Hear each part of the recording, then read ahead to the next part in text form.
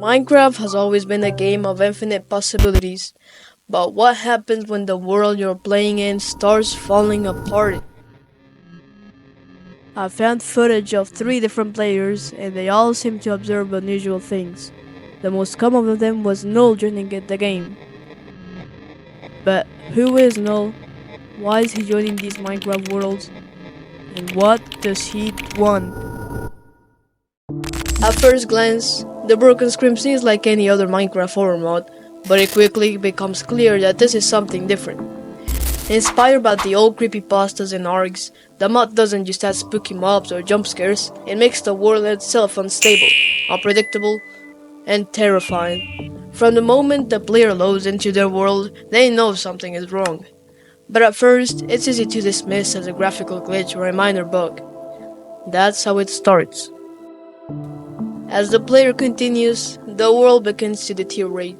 Strange structures appear, half-built houses, abandoned mineshaft with no entrances, even fully intact rooms buried underground with no explanation. It's as if the game is generating remains of something that shouldn't exist. And then comes the messages, randomly placed signs often appearing inside the player's base or along frequently traveled paths. The messages are in random gibberish. They're warnings like, "You shouldn't be here," or "It's watching." The most unsettling part, the player never places these signs. They just appear. And then, the entities show up. The mod features 6 known entities, each with its own disturbing behavior. They don't attack like normal mobs. Instead, they observe, flickering into existence just long enough for the player to catch a glimpse before vanishing again. Sometimes, a distorted figure can be seen standing at the edge of the render distance, only to disappear when approached. Other times, a pair of glowing eyes might appear in the darkness of a cave, motionless, unblinking.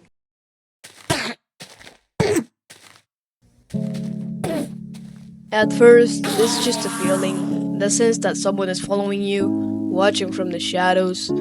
Then, players start noticing figures in the distance, not mobs, not villagers. Something else. One of the entities is null. It doesn't attack, it doesn't chase. Instead, it observes the player movements, but if you try to approach, it disappears. Other reports seeing a shadowy figure standing motionless at the edge of a forest, blink, and it's gone. But the scariest encounters come at night. Null might be the main entity. It's the first entity that we see, and it's the one that has more control over the world and maybe the other entities as well.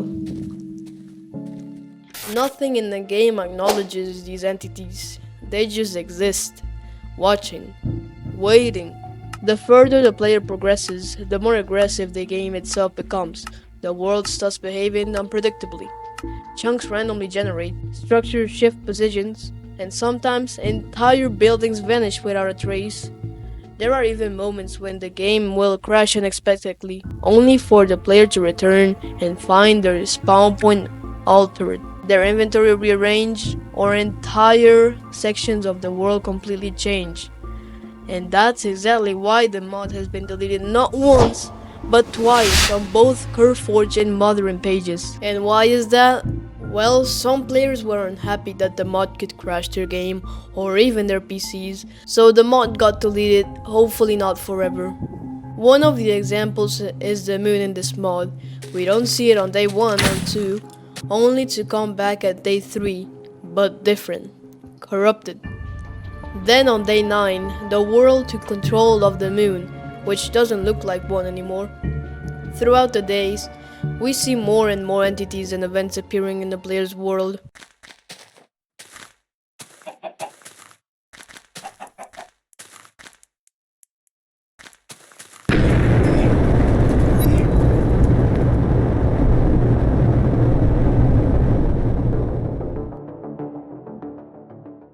Chunks start disappearing, entire landscapes shift overnight.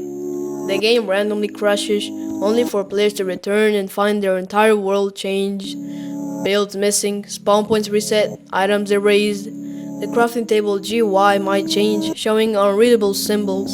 The pause menu sometimes refuses to open. Some players have even reported that the mod continues to affect their game files even after uninstalling it, leaving behind residuals, corruption, and other saves. Is it just a trick of the code, or is it something deeper at play?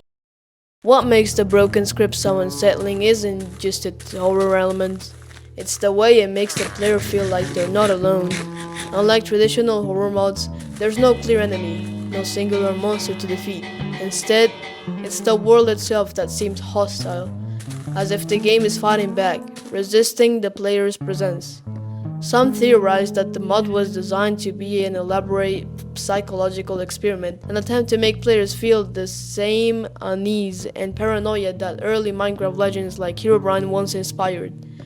Others believe there's a hidden story buried within the code, a mystery waiting to be uncovered. But one thing is certain, this is not a mod for the faint of heart. After everything I've uncovered, the Broken Script is more than just a horror mod. It's an experience. It doesn't rely on cheap jump scares or obvious threats. Instead, it destabilizes the game itself. It makes Minecraft feel unsafe. It makes you feel unwelcome. And for those who choose to install it, that is if the mod comes back, there's always one question that lingers. How long before the world decides to delete you? Because the Broken Script isn't just a mod, it's a game that wants you to stop playing.